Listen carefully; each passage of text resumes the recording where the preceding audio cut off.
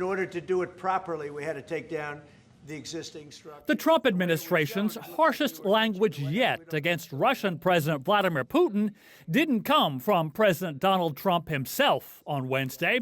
It came from his Treasury Secretary, Scott Bessent. It was Bessent who announced that the U.S. is leveling new sanctions against Russia's two largest oil companies, along with dozens of their subsidiaries, in order to choke off Russia's oil revenues. Bessent, in a statement, put all the blame on Putin, accusing him of not being honest and forthright in ceasefire talks with Ukraine, saying the sanctions are the result of Putin's, quote, refusal to end this senseless war, and saying those oil companies fund the Kremlin's war machine. But Trump, in a meeting with NATO Secretary General Mark Rutte, didn't sound nearly as harsh on Putin. I think now he's willing to negotiate a little bit further, and I think he's willing to make a deal. Hopefully he'll become reasonable, and hopefully Zelensky will be reasonable too. You know, it takes two to tango, as they say. Regardless of Trump's feelings on either man, Rutte praised the new sanctions.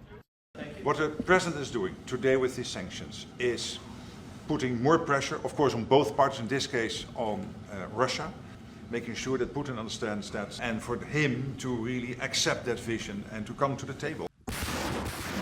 Trump was also asked about a report in the Wall Street Journal that his administration quietly lifted the restrictions on Ukraine's use of long-range missiles provided by Western nations that now allow Ukraine to fire much deeper into Russia.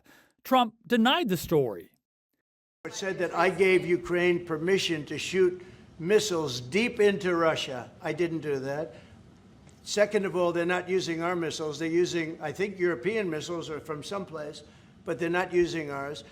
But Trump did not dispute what the Journal reported about the White House giving the go-ahead to lift specific restrictions on American technology that provides those missiles with guidance data. So while Trump's words continue to shift here, it may be his actions, particularly those oil sanctions, that speak much louder. Andy Roesgen, TRT World, Washington.